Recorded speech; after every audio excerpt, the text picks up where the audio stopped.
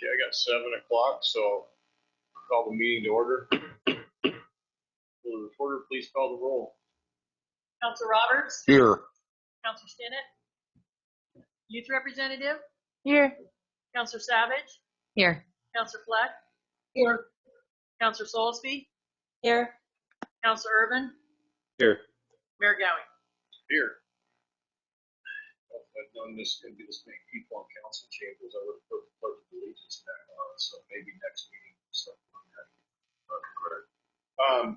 So item 3, there's no items to be added to the agenda. Before we move on to item 4, I've got a presentation here for Courtney Owens. She got the 2nd place in the If I Were Mayor contest and a check $300. So Courtney, please come forward.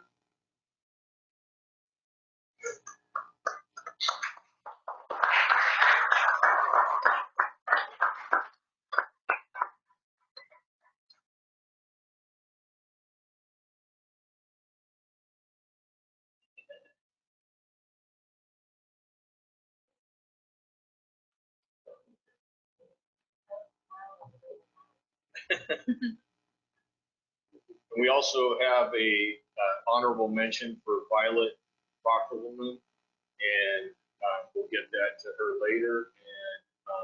And MJ Roddy also got an honorable mention, and that'll be going with her family since she's already on her way if she's not already in New York. So coming in quiet? Yeah. Is that better? Is that better? Yeah. Okay. Appearances of interested citizens for items not on the agenda. This time is for citizens to comment on items not listed on the agenda for a maximum of 30 minutes. Individual speakers must be recognized by presiding officer, provide their name and address, and will be allowed up to 5 minutes or less with council approval. Comments regarding any matter scheduled for public hearing may be provided only in that hearing. Comments on agenda items may be taken prior to council's discussion on that item. Council will not engage in any discussion or make any decision based on public comments at this time. However, the council may take the comments under advisement for discussion and action at a further council meeting. Only had one person sign up for items not on the agenda. Tammy, start. Hi, and I'd like to remove my name from the list. I'm meant to sign up for another item later in the agenda. Would that be 7B? I believe it is 7B. Okay, got you on that one too. Thank you. Okay. So anyone else is on there? Seeing none, we will move on to item 5, public hearings. Public hearing on proposed use of state shared revenues. Ms. Likens. Good evening, Mayor, Council. State law requires the city to hold 2 public hearings on the proposed uses of state shared revenues.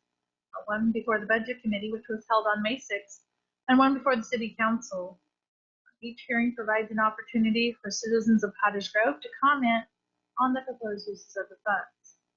It's staff's recommendation to hold a public hearing on the proposed uses of state shared revenue funds in relation to the entire budget. This time I open the hearing. Anyone wish to speak?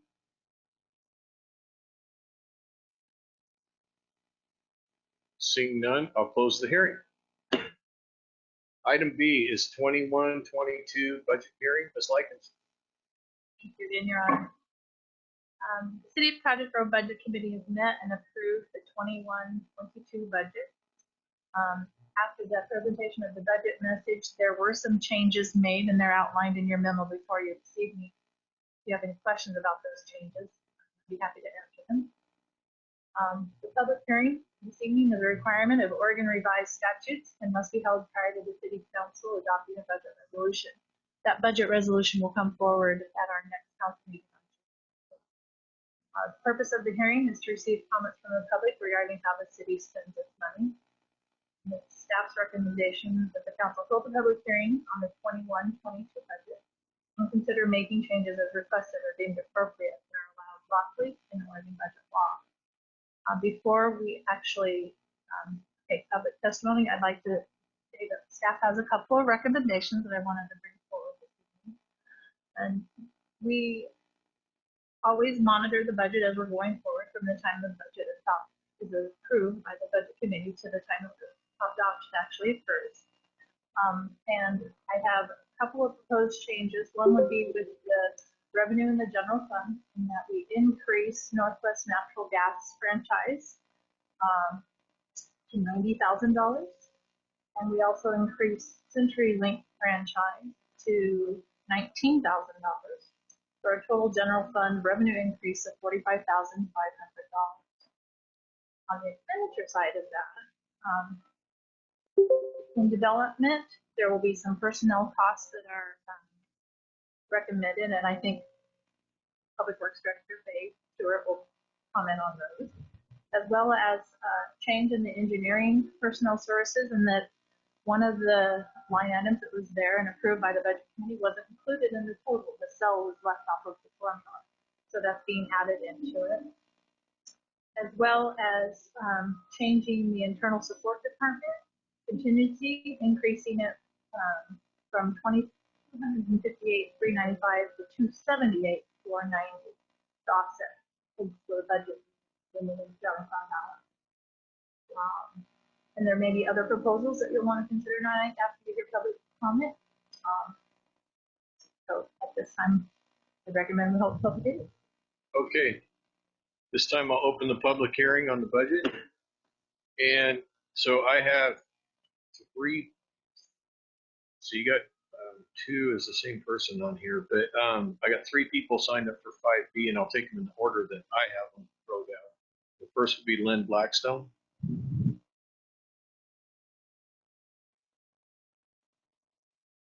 Thank you, Mr. Mayor and members of the council.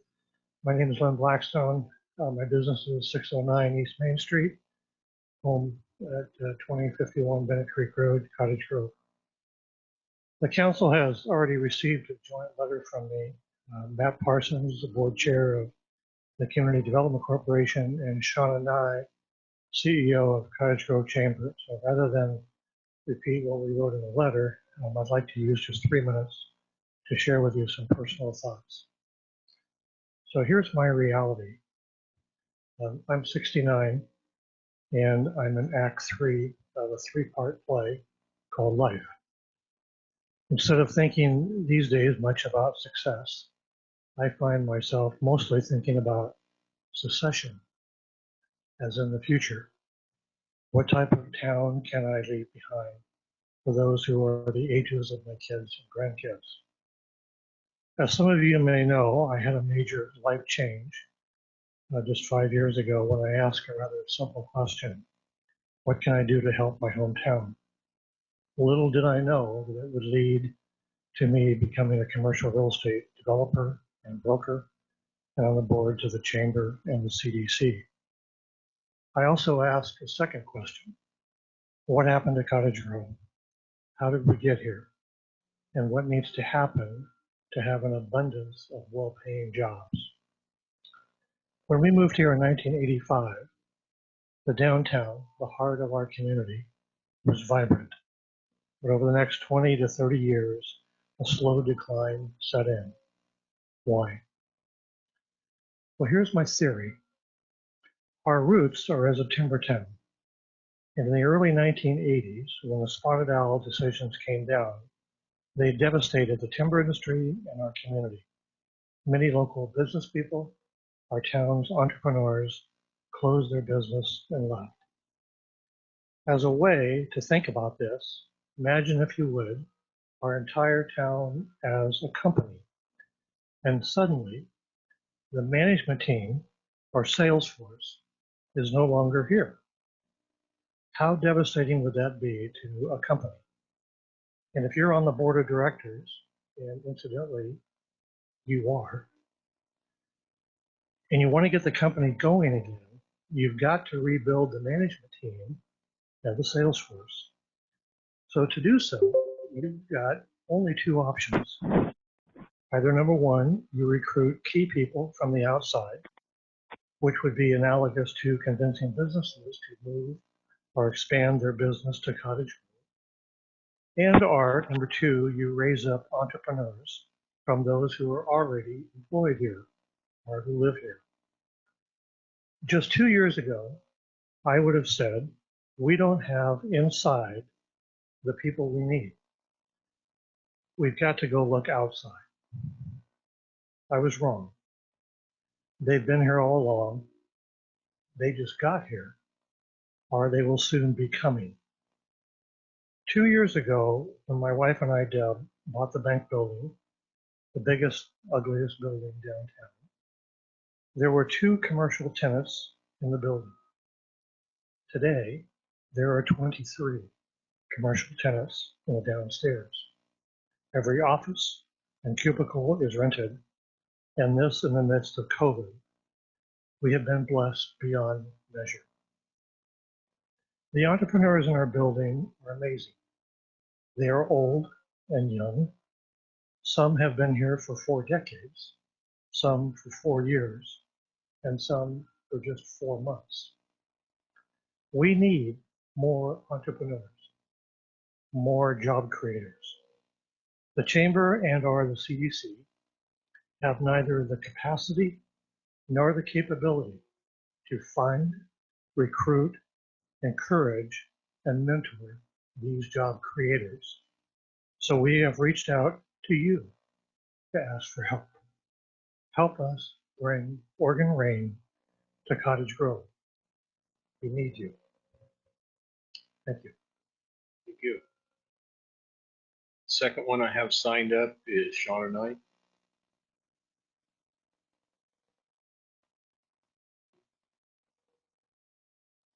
Shauna and I live at 1010 Birch Avenue. I also work downtown at 836 East Main Street for the Chamber of Commerce. I am not prepared with an eloquent speech like Mr. Blackstone, but Matt, Len, and I have been working this past year and trying to find ways that we can create a roadmap for the future. We see that maybe our younger generation or younger people in Cottage Grove don't necessarily believe or follow as much as we do. And so we were thinking, how do we create this unity between all different aspects of Cottage Grove? And it became apparent that it needed inclusion. We needed to make sure that we were including everybody. And when I came into the Cottage Grove Area Chamber of Commerce, I realized we have a lot of long-term businesses here. But we also have a lot of very young businesses in town who need a little bit of coaching. And I think that Oregon Rain would be a perfect person to help coach them, because they not only teach things that they should do, they've learned, all the people that have worked with Oregon Rain have learned through experience. They've learned the hard way. They've learned by their mistakes, and they share that, and they teach that. And it's important. Ariel, who will be coming and representing Oregon Rain in Cottage Grove, she worked at the food hub over there on 10th Street. So she has experience with our entrepreneurs. She knows them. She's also worked at the high school, which is a passion of mine, educating our youth on the availability that they have. And if we could provide education to these people, mentorship, I think that it will go a long way. Thank you. Thank you. The last one I have signed up is Matt Parson. Hi, I'm Matt Parsons. My business is at 525 North 9th Street in Cottage Grove. My home address is 871 Mackenzie Crest Drive in Springfield. So I think the whole purpose of our meeting here tonight is to try to have the city support Rain, Oregon, coming into Cottage Grove. As you've heard, there's lots of opportunity for Rain to come in and help us with entrepreneurship in Cottage Grove. In the years past, the CDC and the Chamber of Commerce have put on multiple events. The first big one that we had was called the Big Mix a few years ago. And we had over 85 people show up to that event that were local entrepreneurs that worked out of the garage or had ideas. And it was a great event. And that spurred us on to start the business challenge, where we had a number of people, 27 the first year, that went through the LCC program to learn how to write a business plan, to bring their ideas and their inventions or their product to market. And you can see that now, where there's a couple of businesses on Main Street that started from that program. And these started from people that were working out their garage or their homes, that they had this idea that they could start a business. And the issue is that over the years, the CDC or the chamber have not had the means or the money to support a long-term position to help these entrepreneurs understand funding, understand how to write a business plan, how to go out and meet the right people to get their business or their idea off the ground. And some history, Kristen Sanger was our director for a couple of years.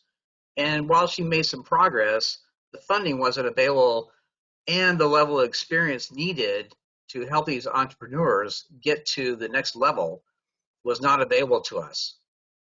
So what Rain Oregon brings to our community is that level of experience. Someone that has all the right connections. And it's not just Ariel as an example. There's Caroline Cummins, who's spearheaded the Rain Oregon organization since 2014. They've developed a great program that has helped rural communities across Oregon already find success over the last several years. Granted, Lynn and I went up to Coburg a couple of years ago, and their program was not as established as it is today. And so where we are today compared to then, we really feel like this is the time for Cottage Grove to bring and invite Oregon Rain into our community with a dedicated person to focus on that entrepreneurial spirit that is well established in our community, just not well known. And with the city's help and other entities that are willing to donate money and contribute to our efforts, specifically the Woodard Foundation has already committed $25,000 to a multi-year project for bringing rain into our community. The city of Cottage Grove, we're requesting that they step up and commit to this purpose to bring rain into our community. Part of the problem is that Rain really wants to see a commitment level from a unified front, not just the city, but other organizations in our community that are willing to support this program. Without that support, there's no proven track record that is profitable in the long term. So it's got to be a unified front from all of us. And what we're asking the city to do is to contribute $41,000 to this project to bring Rain Oregon into our community with some other seed funding that we received from the Woodard Foundation that supports us for at least a 2-year program to bring rain into our community. As we all know, projects in a community take a long period of time. 2 years, relatively speaking, is a short period. Rain Oregon knows that economic development and finding traction in a community takes time. A 4-year commitment is a much better commitment because that's the way you can show results that are quantitative. 2 years is a short period of time, comparatively speaking, but we know we can find funding for at least those 2 years with the city's support.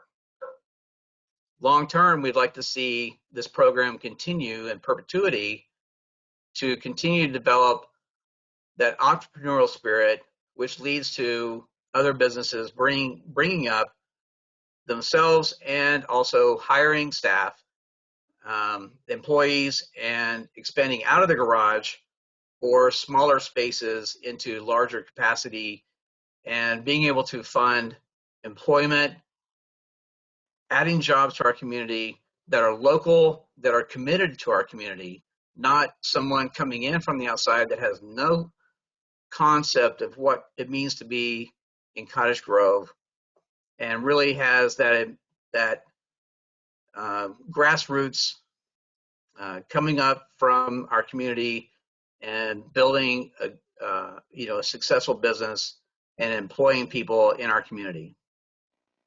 There's a certain level of dedication that comes from that as well. Those things are long lasting.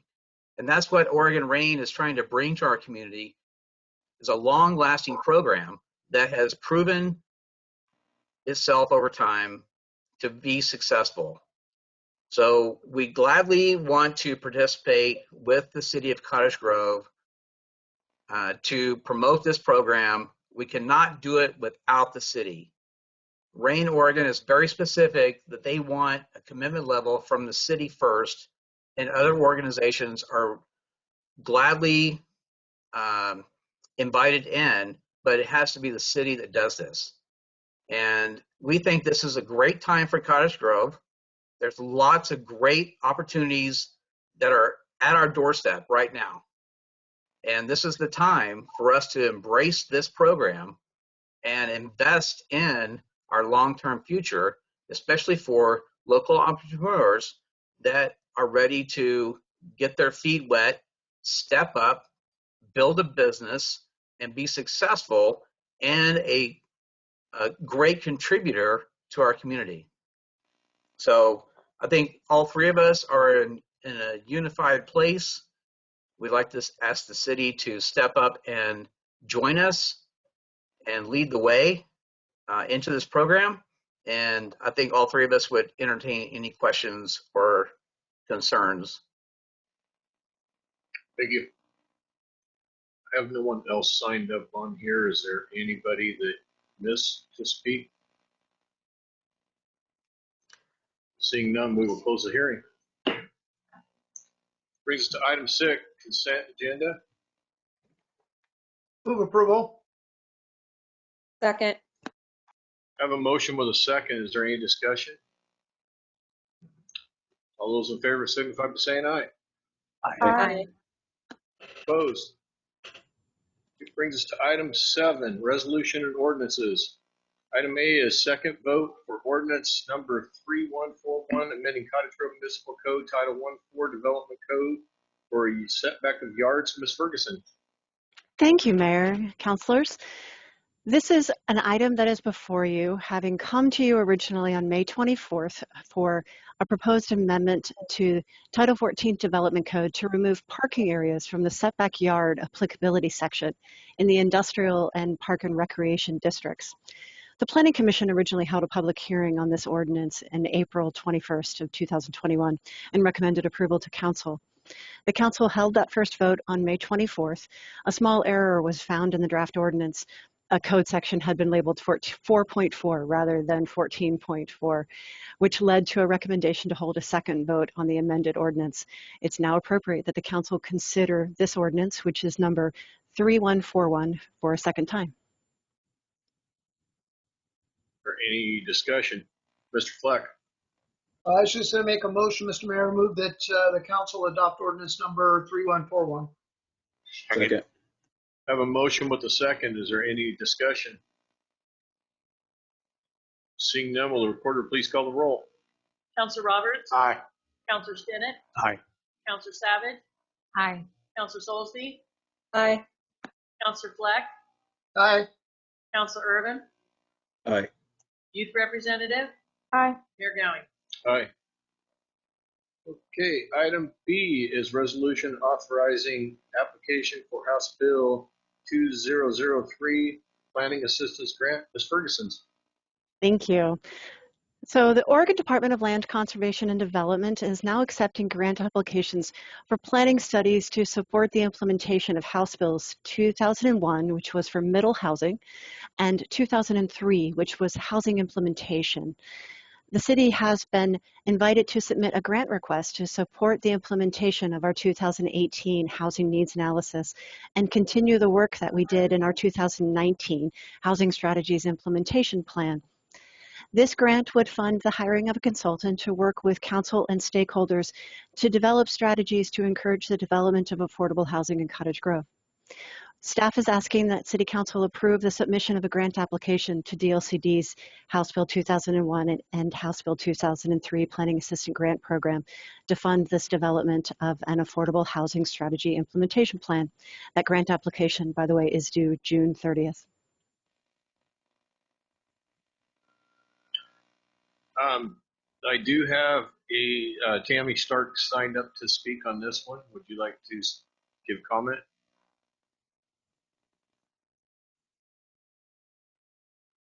I had intended to sign up for 9B, not 7B. Could I move my comments to that area? Okay, thank you. Thank you. I appreciate it.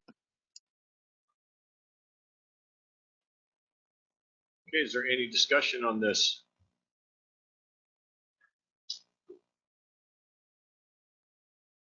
Mr. Fleck? I believe this is resolution 2045. Is that correct? Yes. I move that the council adopt resolution 2045. Second.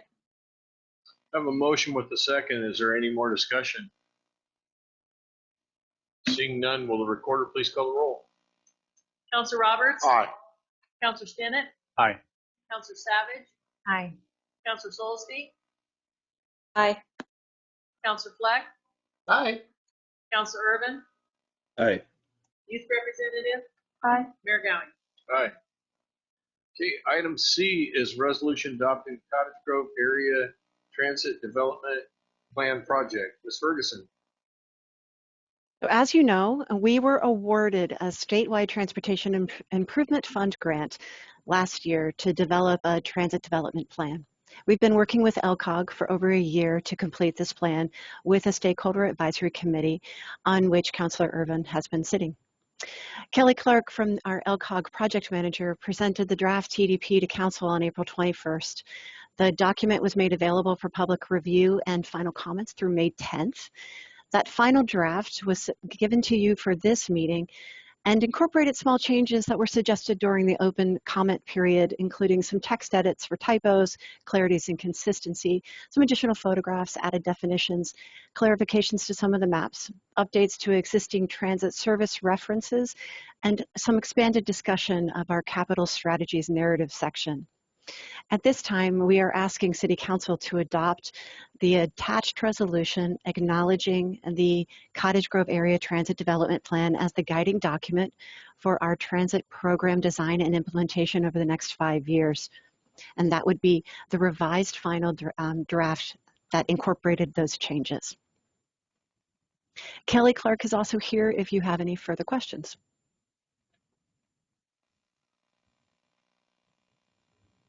Any discussion?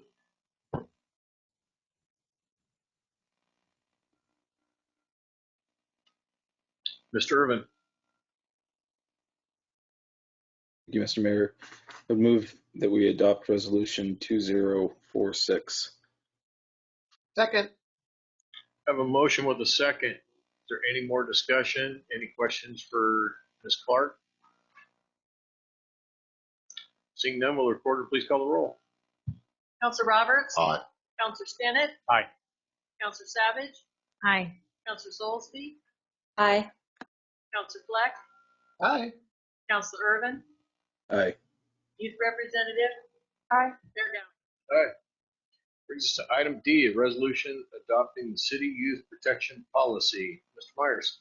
So you have before you a youth protection policy proposal that we've prepared. The reason we prepared this is we applied for a grant through a foundation in Oregon, and all of their grant applications are now required to have a youth protection policy.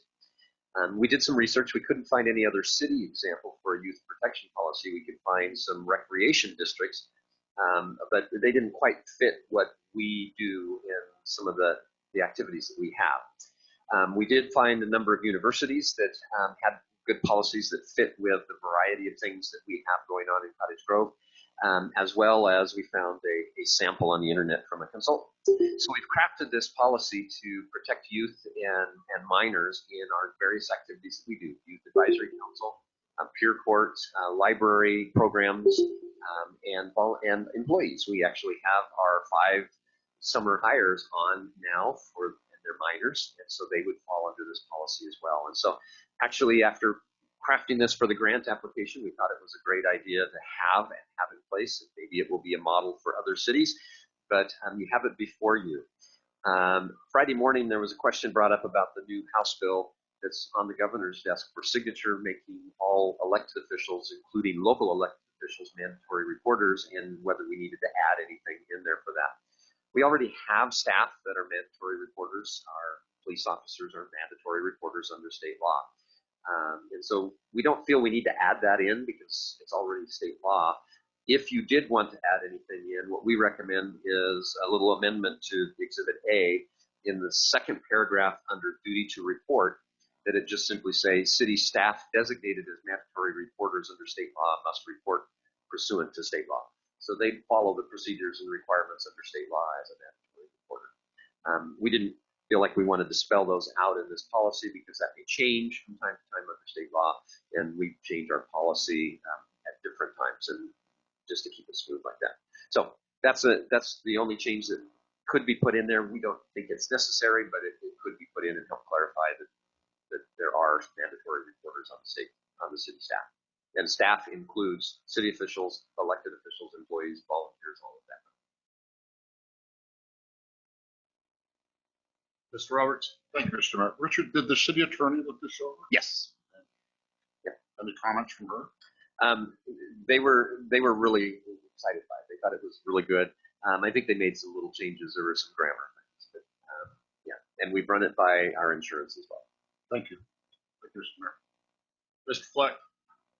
Yeah, I was the one who brought that question, and staff also said that this will be incorporated into our annual training / goal session. And I just wanted to make sure counselors were aware and future counselors were aware. So as long as that's incorporated into that training, I'm fine adopting the resolution as is. And with that, Mr. Mayor, I move that resolution 2047 be adopted.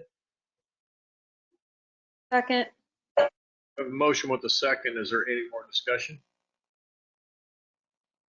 Seeing none, will the reporter please call the roll? Counselor Roberts? Aye. Counselor Stinnett? Aye. Counselor Savage? Aye. Counselor Soulsby? Aye. Counselor Fleck? Aye. Counselor Irvin? Aye. Youth Representative? Aye. Mayor Gowing? Aye. Brings us to business from the City Council. Item A is July City Council meeting dates. Mr. Myers. Yes, July is posing an interesting dilemma for us. At first, the first meeting in July is on the 12th, or scheduled for the 12th of July. The times to prepare for that, the agenda preparation would be on the week prior, which is the Monday is the 5th of July, which would be the holiday since the 4th of July is on Sunday. On the 6th of July, myself and the assistant to the city manager will be going to the first in 2 years actual live city managers conference. And so we won't be here to do the preparation starting on Tuesday. And my computer just died. The battery died. So we will, we have a difficulty in preparing the agenda for that 12th meeting. If we did prepare it, we'd need to prepare it on the week before, which would be a council meeting, the last meeting in June. And so we'd be preparing the agenda 2 or 3 days after that council meeting. So we've asked to possibly cancel or eliminate that 12th meeting. We do need to have 1 meeting a month according to our city code. The second meeting in July has posed another problem, as we've been in discussion with the Eugene Symphony, and they are very interested in coming back to Cottage Grove for the symphony. Mr. Mayor, point of order. I have Yes. a warning. I have a warning that says the organizer is experiencing technical difficulties. Unless the organizer rejoins, it'll be the meeting will end. Oh, I'm sorry, in 60 minutes. I just wanted to point that out. Well, he's throwing his backup battery in, so, or power cord or whatever it is. I apologize. I thought it said 60 seconds. Oh, okay. Usually this lasts all day, but it didn't make it through this brief meeting. So I'll be back on here shortly. So we do have the symphony possibly coming on the 26th. With a meeting needed to be held in July, we need to at least have one council meeting. And so we're recommending that having either a meeting on the 19th, Monday the 19th for the council, or doing it on Tuesday the 27th. The 19th is nice because it's in the middle of the month and we wouldn't have to wait till the end.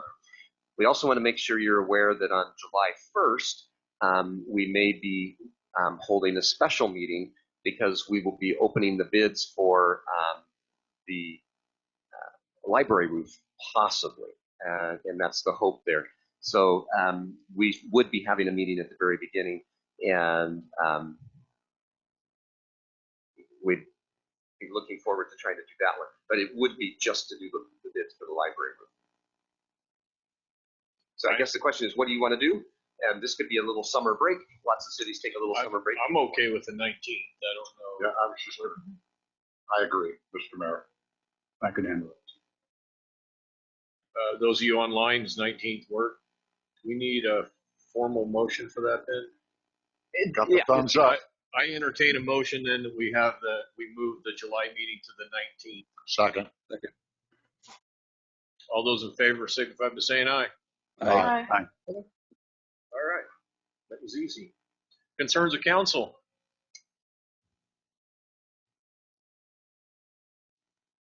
Mr. Roberts? Thank you, Mr. Mayor. I once again just want to thank Richard and Trudy for helping me with the mural project and getting things done with United Rentals on the lift. And we have now paid for 2 months worth of that. We're waiting for a new invoice.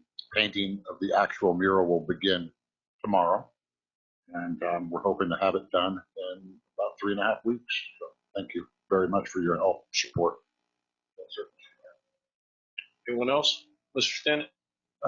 Can I ask Mr. Stewart about the closure of the Bohemian Park restaurant? It's not always clear when that happens.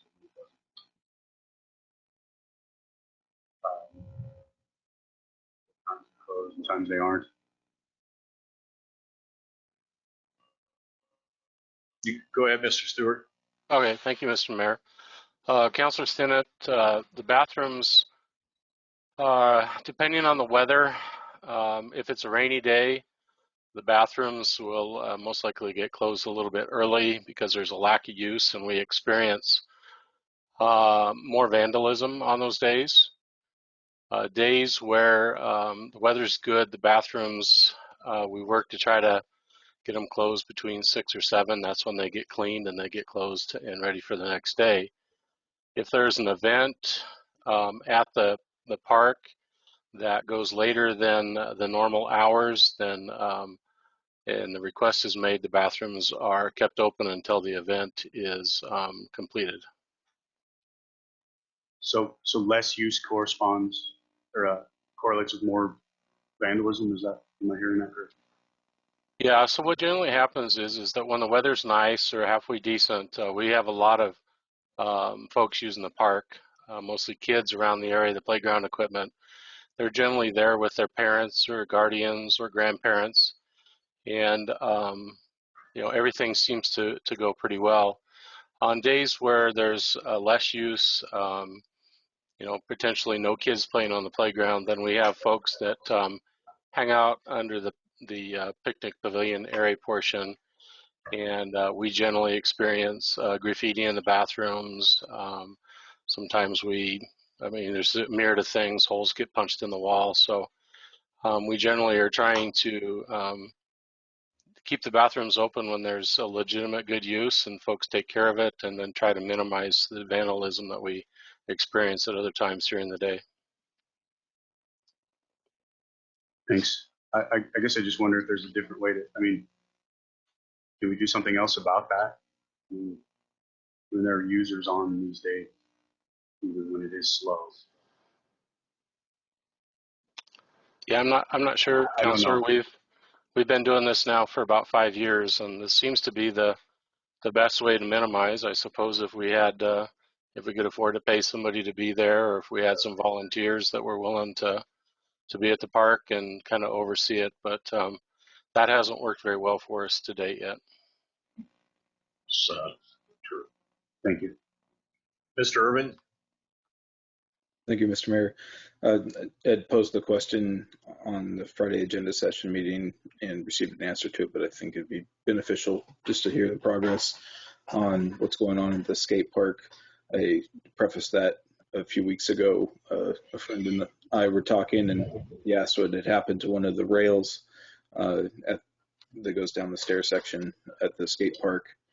So we had the opportunity to go out and look at it and meet with some city staff, and look like there might be some progress on the replacement of a rail, as well as kind of taking a general look at the functionality of the park and the effectiveness of how it serves the patrons there. And Mr. Stewart gave a good update, and we want to mention that again here. I know my family's listening now. Appreciate it.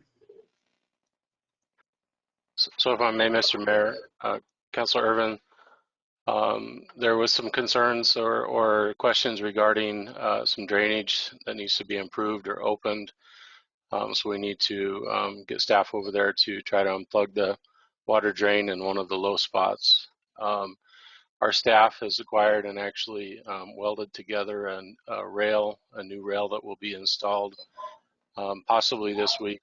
We do have a lot of focus on a couple other projects right now, the Armory and the Second Streetery, trying to get those done. But I believe we're close to getting that ready to install. Then also I'm working to coordinate with a local contractor, concrete contractor, to come in and look at some of the items that you shared with me regarding areas that don't function well on the site. See if there's some product that we could install that helps make transitions work better. Also, there's some possibility of grinding some of the current concrete to make it work better. We're also in the process of hiring an intern, and we'd like that intern to do a survey of the users of the skate park for potential ways to revamp the skate park to make it more user-friendly. I actually had the opportunity this weekend to talk to 2 individuals that work or like to use the skate park pretty frequently. They shared with me that there's a company called Dreamland, I think it's Dreamland, that extensively builds skate parks there. I believe they're located on the coast. I was going to inquire from them to come over and take a look if they offer their services or ideas up to come take a look and see if what it might cost to actually bring somebody like them in to fix some of the areas. We've also discussed potentially removing, I guess, a structure there that really doesn't work at all, and maybe offering to install some movable items that could change up a little bit some of the challenges for the skaters to use. So it's on our work plan, and we're trying to get through and make improvements as soon as we can. Thank you, Mr. Stewart. Anyone else? Yes. Thank you. Latest update on the parklets in another 2 weeks. The Axe and Fiddle Parklet is nearly done. It's just going to get to the point of getting it installed now. Probably by the end of this week, Bay, or early next week. I'm thinking that it might be possible the end of this week. But we're shooting, no later than next week. We do have to get the saddle span up.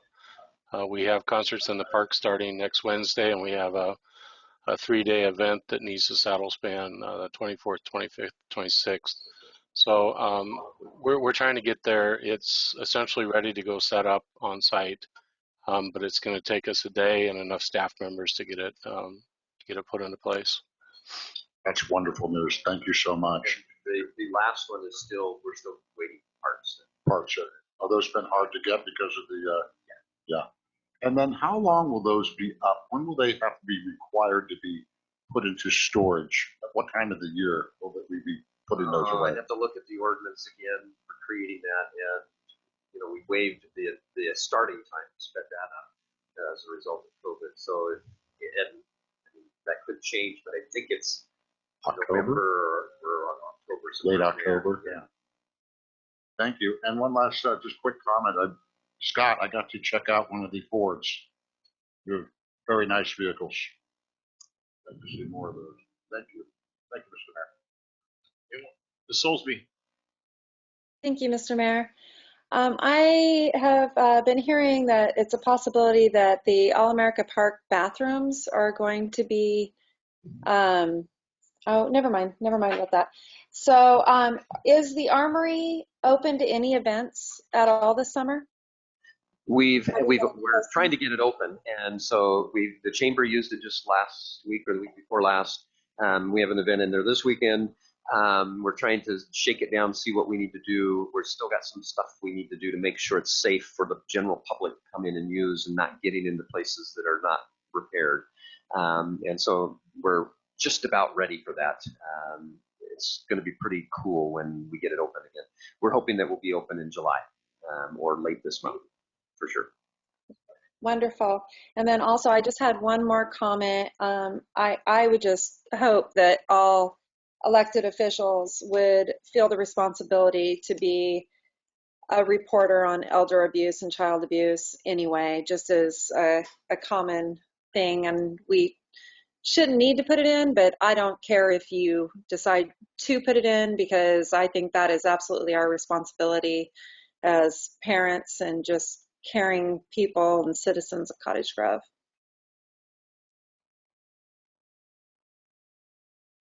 Any others? Mr. Tennant? Just thought of one. Apologies.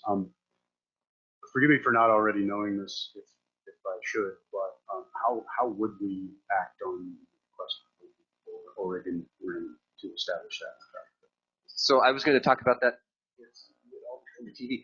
I was going to talk about that at on report from the manager, but I'll share it now. Is when we have the next council meeting, the council will be deliberating what you want to do for the budget. We will prepare the changes we talked about today and the changes that have been requested from the CDC and the chamber, and we'll prepare that ready to go, and you'll have the discussion on the 28th. So you can join us first. Thank you.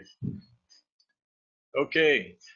If there's no others, then I'm just going to end with I got the mayor's bike ride this Saturday, so get out and do some exercise with me. 10 o'clock, trailhead, and we'll ride up to Mosby Creek for sure. And then the only other thing is just informational. It's sad informational.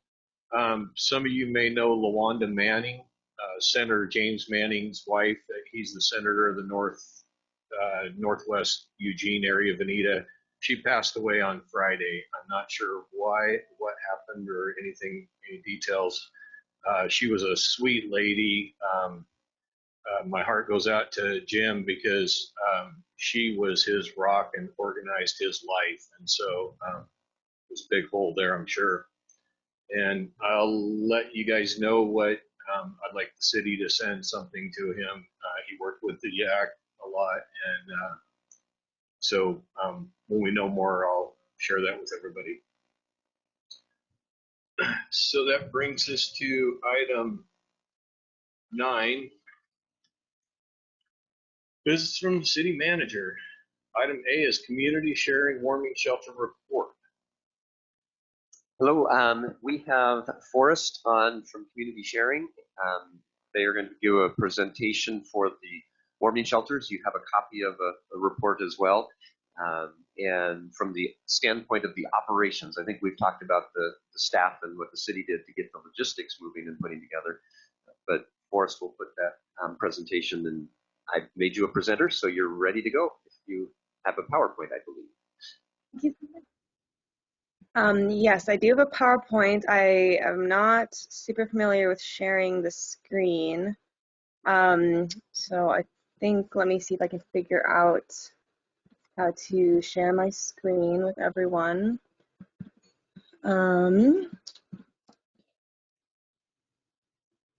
Should see at the bottom of your screen, there should be the 4 buttons, one to mute the camera, and then there's one that says screen. If you click on that, it'll share.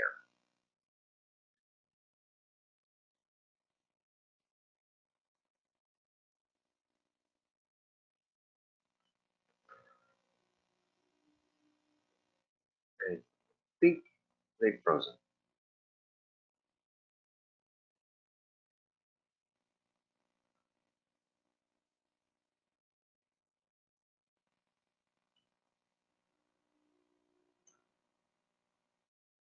I think there's no movement there. I think we've lost our screen. Mr. Fleck, do you want to pitch it right now until we? Why don't I change hats here real quick? And for those, oh, there we go. I think we got Forrest back. Did folks hear me okay, or was I lost? We can hear you. You were frozen. Okay, sorry about that. Yes, so I don't think I can share my screen because the network selection is just too slow. So everyone should have access to the annual report through the agenda, and my presentation was essentially all the information that's on the report. So essentially what the annual report is it's a report of the folks that we served with our first season. We opened on January 25th of this past year, 2021, and we closed on the 31st. That was our first official season running the community sharing warming shelter. And we had a total of 18 units, and we could house a total of 36. Sorry, I have a very needy kitty over here. Of 36 people in the beds. We filled 56 beds over the course of the unit. We had multiple people returning, so we served 28 people in total. And we opened 9 times on nights when the weather was predicted to fall to 29 degrees or below, 28 degrees or below, 29 degrees or below. We had a maximum attendance one night of 8 clients and a minimum of 4. We provided not only units with electricity and bedding, but also weather appropriate clothing options, food vouchers and grab bags, hot foods and drinks, hygiene products, and first aid materials. Lower down on the annual report, we have a demographic breakdown. So as everyone came into the shelter, we interviewed folks to learn more about where they were coming from and how we could better serve them. So we learned from our intake interviews that folks overwhelmingly were sleeping in places not meant for human habitation, such as cars or tents. That was 19 of our 28 individuals. About 2/3 of the people we served identified as men, and a little over half identified as having a disability or chronic health condition. We served folks between ages 18 to over 62, but most of the folks we served were between 25 and 54. Our breakdown was also about 2/3 of the people we served identified as white. And that was about all of our breakdown for our demographics.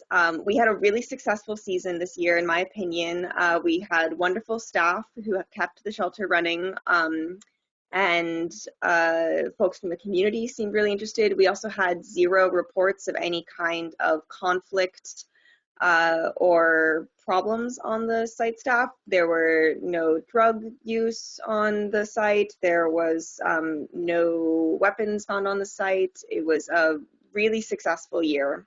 And I think this past season has shown that having some kind of shelter model would work really well in Cottage Grove. And we generally got very positive feedback from the community, and especially the people who frequented the shelter, who generally said that they really appreciated the shelter. One feedback that we did get quite a lot was that people wanted it to be open more, and they thought that the threshold of it being opened at 28 degrees or below was not high enough, and that it needed to be opened more frequently. So that was one piece of feedback that we got, but all of our other feedback was generally very positive.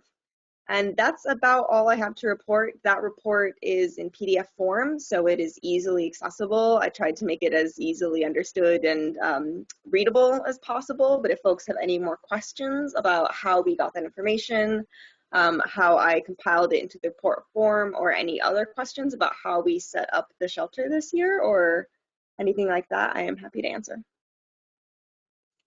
Does anyone have any questions? Or Mr. Myers? I do want to add on the city's perspective as well. We visited with the police department, and there were no reports of any kind of incidences off the site as well in the surrounding area. We had nothing that indicated that there was any impact to the community there. The community sharing director Mike Fleck and I have met and visited with Ruth Linos as well from Bedford Freezing Nights, and so we're discussing what to do next year. How does this model fit?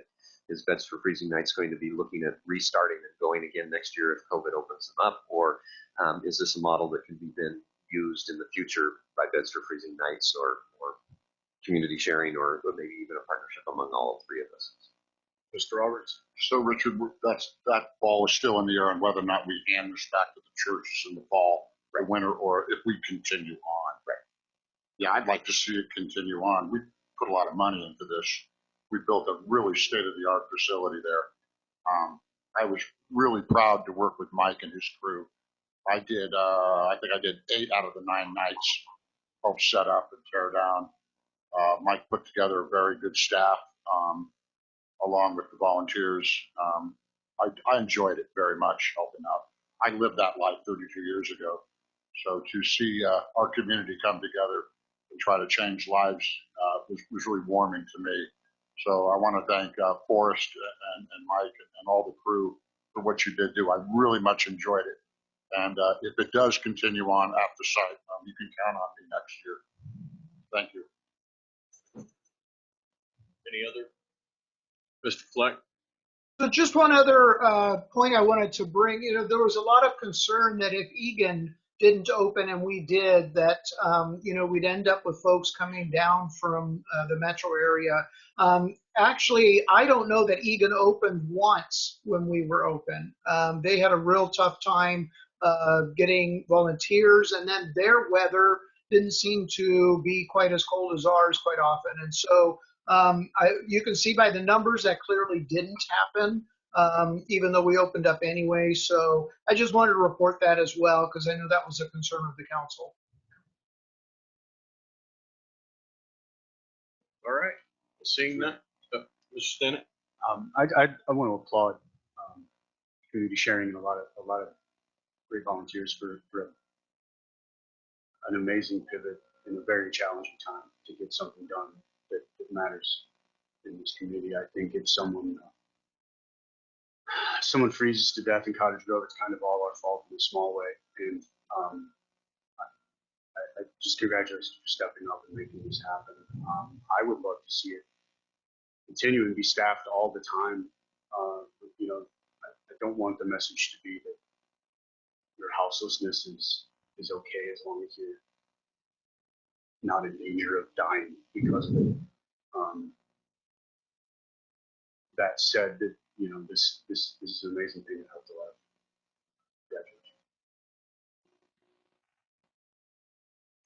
Okay. Item 7B, information regarding proposed tree removal at 706 Chestnut Avenue. Mr. Stewart. Thank you, Mr. Mayor and councilors. So back in September on the 28th in 2020, I received an email from David Williams. He lives at 706 Chestnut Avenue. He had concerns regarding the impacts he was suffering from 2 large redwood trees that were planted. We're not too sure when, but a long time ago, because one of the trees is fairly close to 8 feet in diameter. The sidewalk is virtually not usable, and he was reaching out to the city to help resolve the situation. So myself and other staff members, we met on site to look at the situation, and we found that the trees had, or the one tree has definitely outgrown the planting or the park strip next to the street and between the sidewalk. It had essentially, as it was lifting the street surface up in multiple areas where the roots were extending clear across the road, it had essentially lifted the sidewalk in excess of 12 inches, making it not usable. The gutter pan for the storm drainage is lifted, broken, and not functioning. And roots, we have documented times when we've gone out and had to cut the roots out of the sewer main line that extends up Chestnut Street. So staff, we looked at various different options, potentially turning Chestnut in that area into a 1-lane street, moving sidewalk over, and really didn't feel, we were concerned because the roots were already getting into the sewer line, and also there's a main water line in Chestnut that goes fairly close to the middle of the street, and concerned about the integrity of that line. Also later found in research that the tree roots, this was a result of a neighborhood meeting there on site, that the tree roots were actually extending clear across Mr. Williams's property into the neighboring property. They ran into roots when they were replacing Mr. Williams's driveway a fairly recent time ago. So we took, staff really felt that the option that we had before us was to remove the trees. So we took this this question to the Urban Forestry Committee back in May, and it was our first meeting back with the Urban Forestry Committee, and this was really essentially our sole topic. We presented all the pictures and the difficulties that we were facing.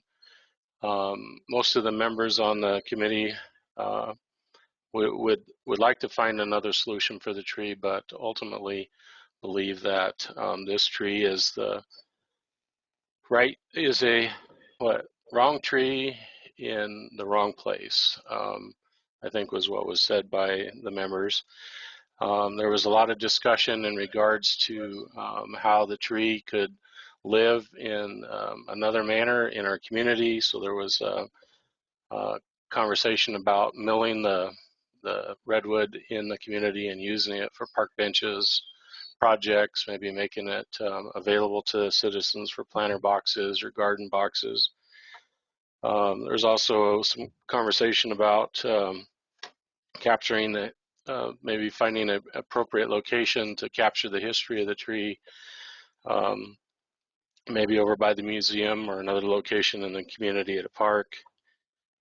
So ultimately the Urban Forestry Committee made a recommendation to remove the trees, and then also replant 2 street trees that are on the city's approved street tree list for the removal.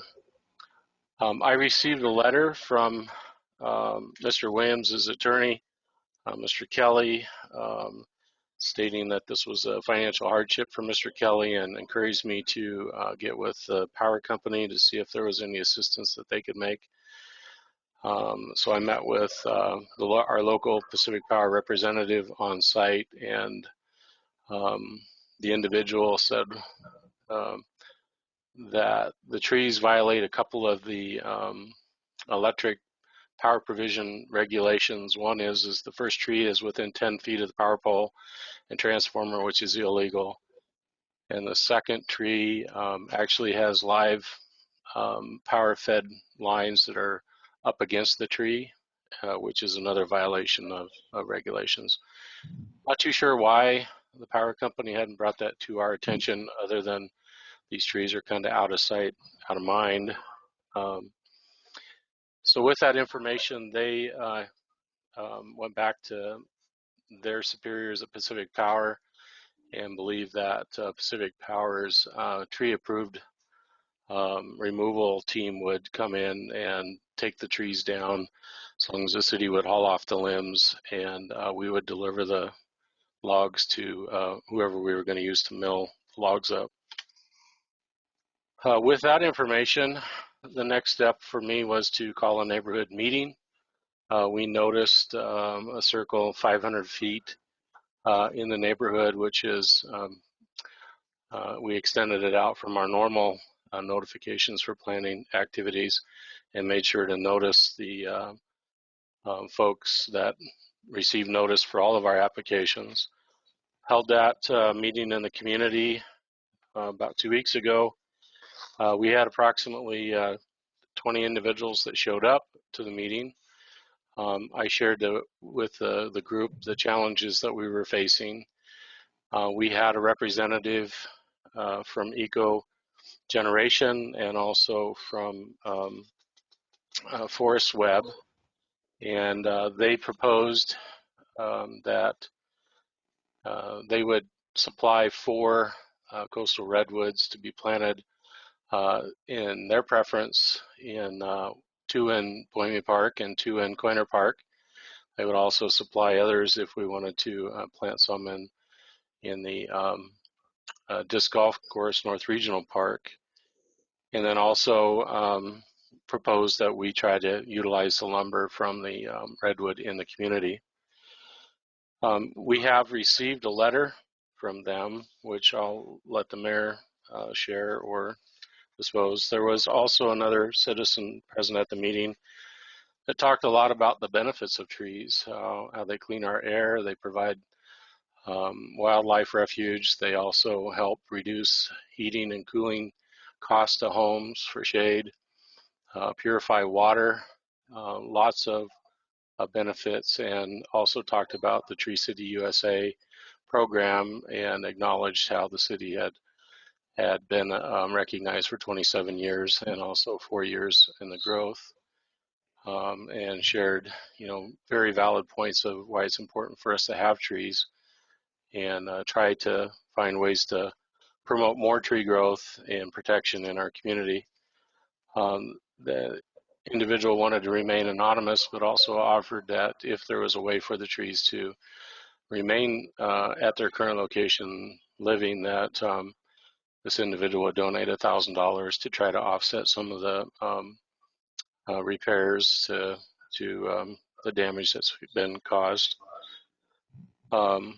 So really that was our effort. And unless I hear something different from council or a direction, it's our intent to work with Pacific Power to get the trees down in the next couple months.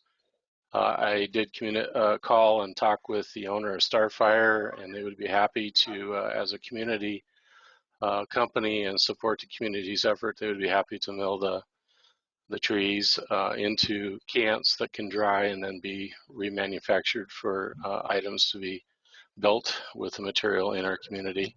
And I also did receive a outreach from Urban Lumber Company in Springfield offering their services to, and I'll follow up with them. They're a sawmilling company that could mill large slices of the logs for conference tables and different things.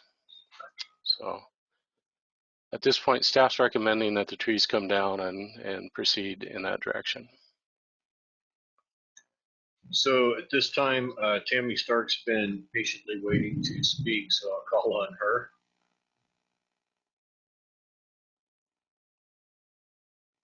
Hi, everyone. Good evening. Mayor, council members, ladies and gentlemen, thank you for the opportunity to visit with you tonight and learn more about Cottage Grove and what's going on. It's a fascinating window into events that are coming up and everything. I would like to start and say thank you for all of the amazing work that all of you are doing. I read the paper and I read your names and I see what you're doing and I see you out in the community, and all of you are just very impressive. So thank you so much for doing that for the community. I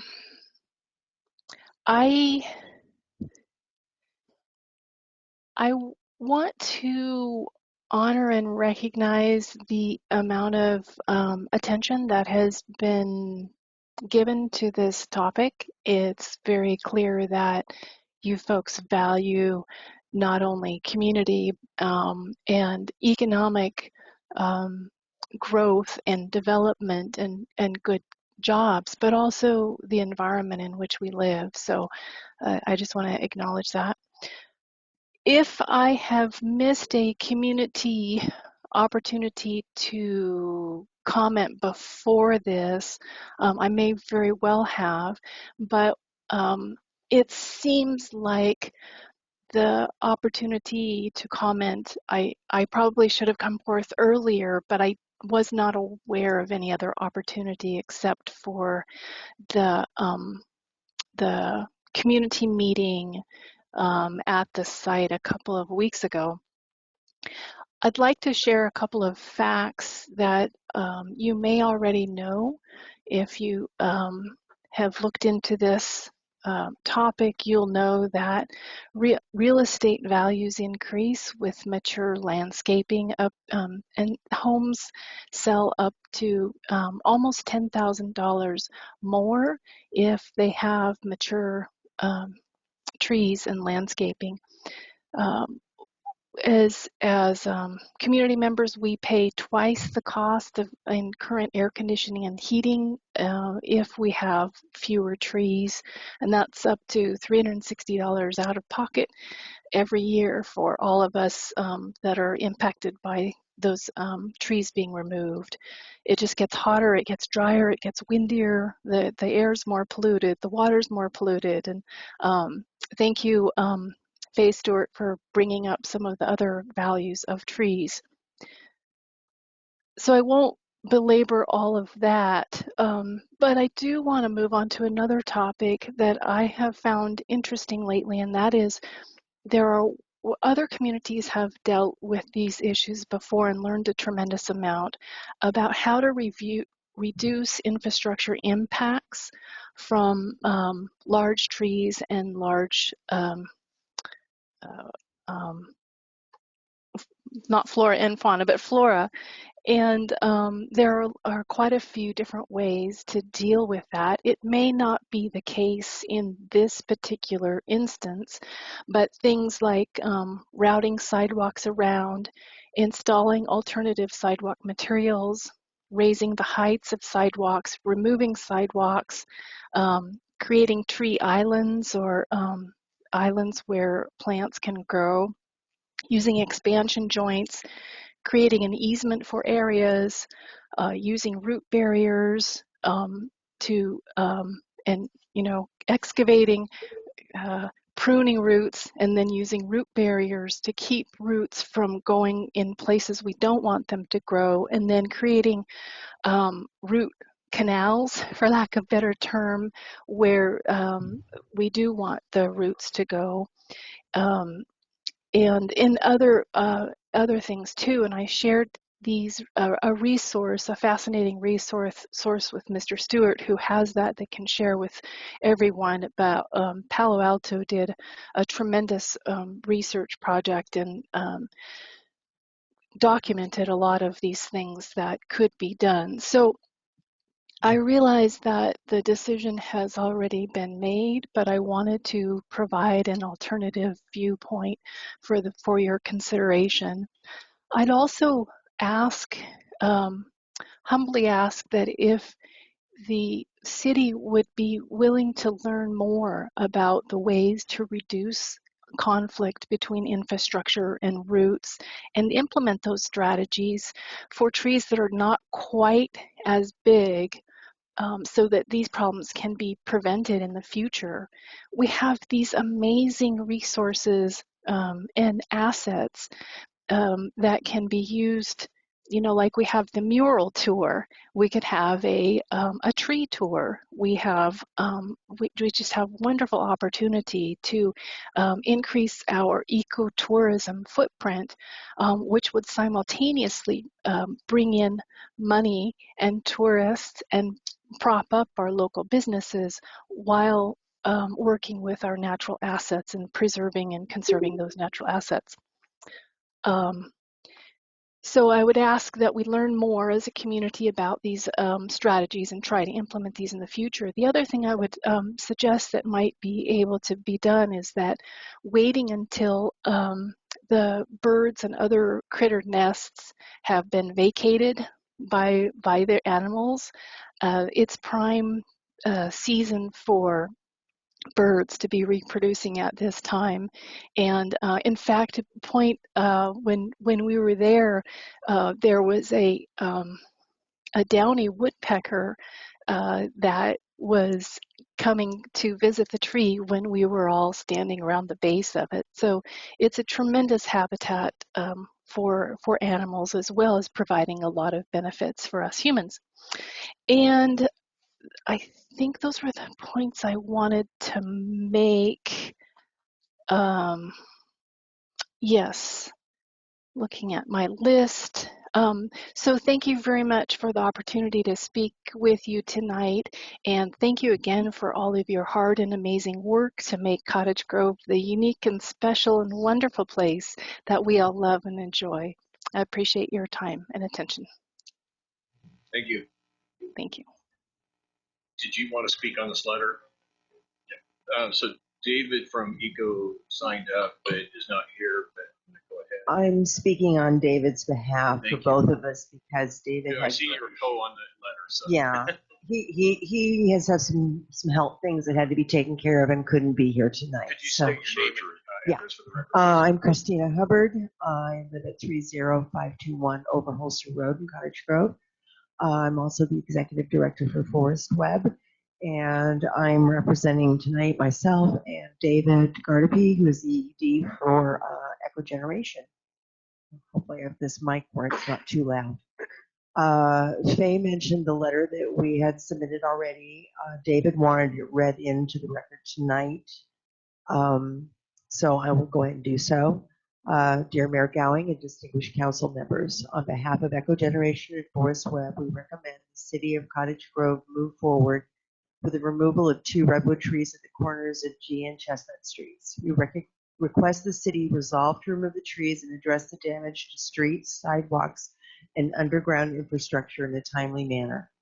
While neither Echo Generation nor Forest Web advocate for the destruction of any tree, especially an endangered species such as these, both of our organizations recognize the damage being done to the street and neighboring homes by the poor placement of the trees in question. We also acknowledge the future risks of leaving these trees in place. Therefore, to mitigate the removal of these trees, Echo Generation and Forest Web propose the following. In accordance with the Urban Forestry Advisory Committee's recommendations, the 2 redwood trees should be replaced on site at G and Chestnut Streets with 2 street-appropriate trees from the committee's approved list as soon as all repairs are completed.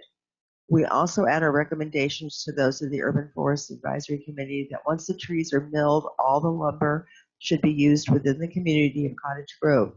We recommend items such as building park benches and tables, raised beds in community gardens, and other such uses in public works projects to benefit the community.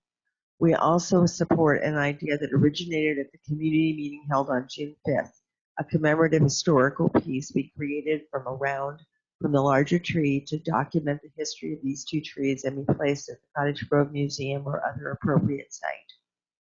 We want the city to adopt a binding resolution to plant 4 new redwoods of the same species in the fall of 2021 in 2 of Cottage Grove's public parks.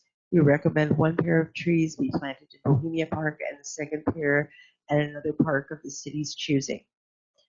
This resolution should also include a commitment to the ongoing care of the 4 new redwoods Echo Generation will donate the 4 trees to the city of Cottage Grove for this proposed project. We also offer to care for the saplings until they are planted and are willing to donate the initial mulch and tree supports required for the saplings. Echo Generation and Forest Web request the City Council to adopt these recommendations as well as the recommendations of the Urban Forest Advisory Committee, respectively David Gardepy and Christina Hubbard. Also, I wanted to touch on, I think it's the same thing. David informed me today he had spoken with a mill in Springfield that was volunteering to mill the trees for us at no cost, and I guess mill the benches as well. And I think that may be the one that Faye's already spoken to. And also to address the tour of trees thing, Jeff, you had brought that up to me, to David, about Forest Web's involvement. I've spoken with Jimmy Shepard about that already, and we're looking at hopefully creating a map that Forest Web will be responsible for funding. That will be something that people can do self-guided tours within the city. I just have to get approval from my board for funding for that once we get to the place where we can do that. Okay. And I really hate seeing these trees go. They're beautiful, and all of Tammy's comments were extraordinarily relevant. And if they weren't tearing up this neighborhood, I'd be right there with her. Thank you. Thank you. I'll come dig the holes for the 4 trees.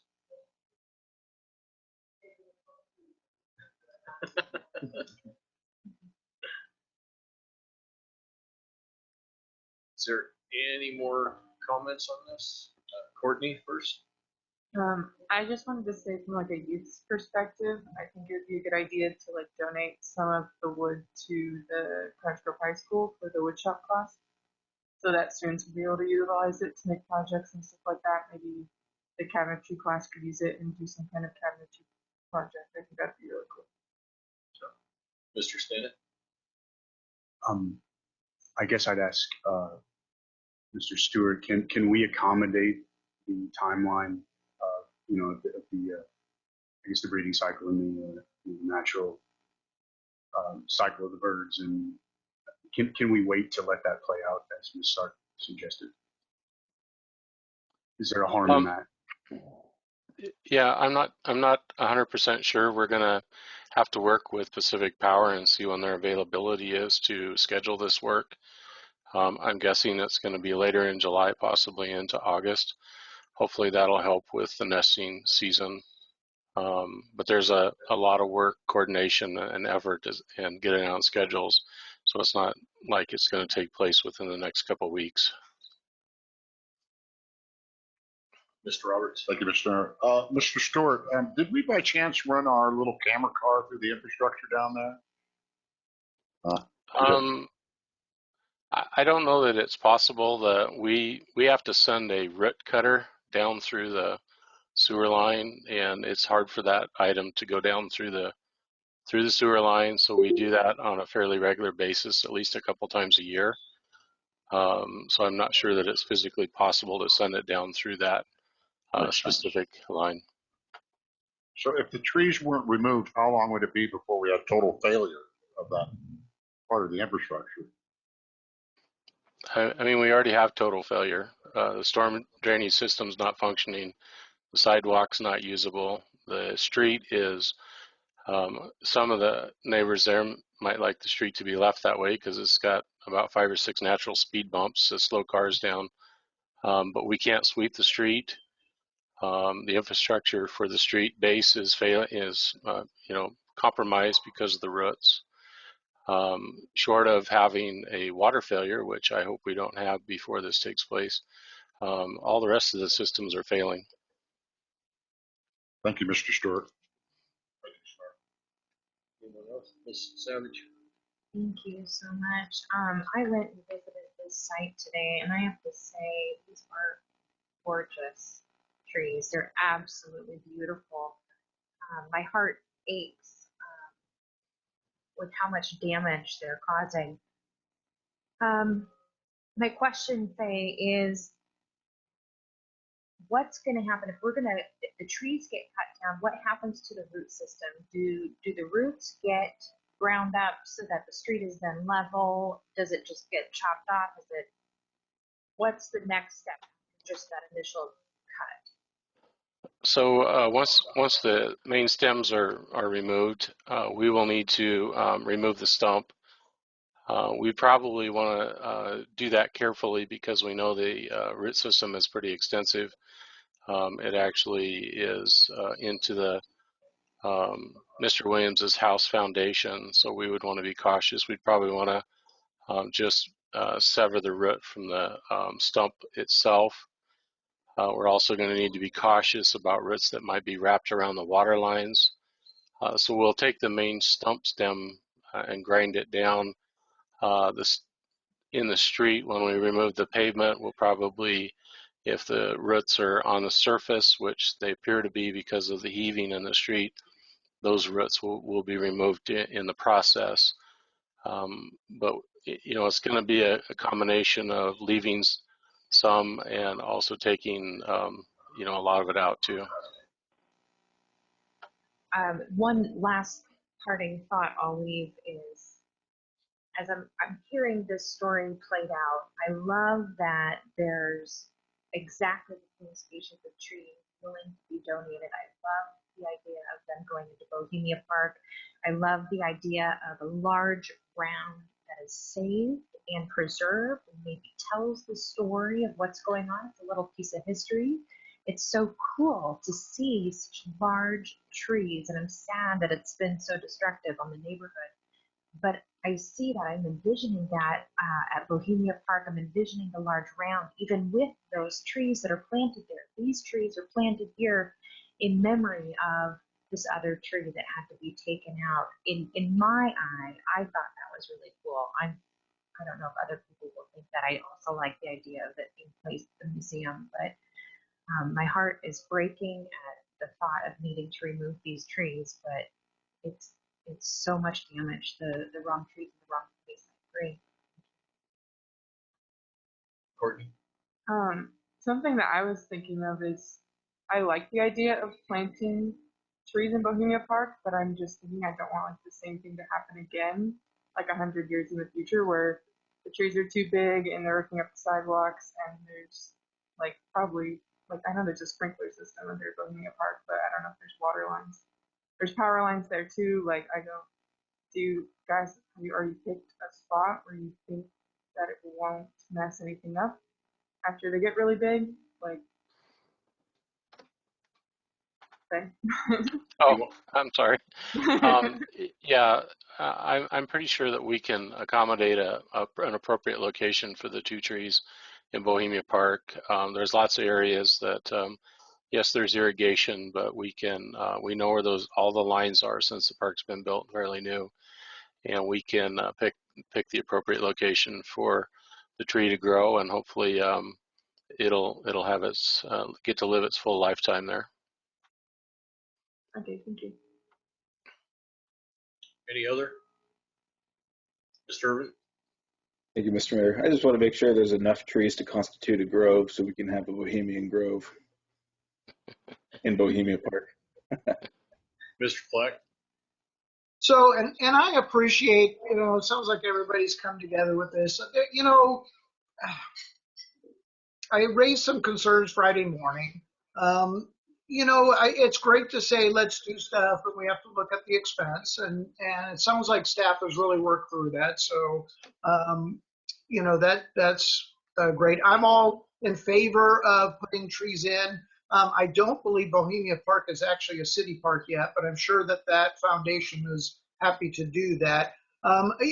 Just to make sure everybody's kind of on the same page here. So the city does have, a list of acceptable trees to go in now. So, these are things that went in, years and years and years ago. But, some of the comments we heard is, well, let's learn from this. Well, gosh, the city's been doing this, for a while now. Main Street's a perfect example of the wrong tree put in, and so we're definitely working on that. Gosh, if you go down, I'm trying to remember 2nd or 3rd Street, those oak trees, I think have probably lifted the sidewalks, close to as high, if not, more so. So I guess I just want to say, I appreciate everybody coming together on this. And we certainly, as Tree City, have made a concerted effort to continue our urban forest. And I just want to commend staff for that. The others? Well, I appreciate everybody's input on this. It's been really good. I did have Clyde Cameron sign up, but I don't see him online and he's not in here. So I just want to recognize that he did sign up. Thank you.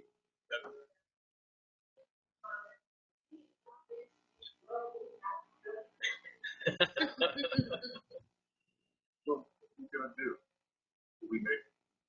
There's no action taken. It's unless we had something different than what staff's doing, then nothing. It's just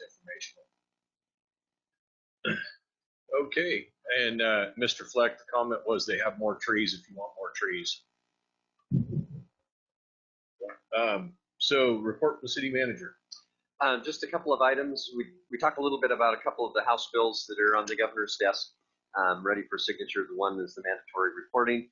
The other one is, and we're kind of experimenting with it tonight, and it seems to be working great with some of the new equipment that we have, is that on the governor's desk a bill that requires that if we take any kind of public comment in a public meeting, that you have to provide also a virtual method of doing it from now on.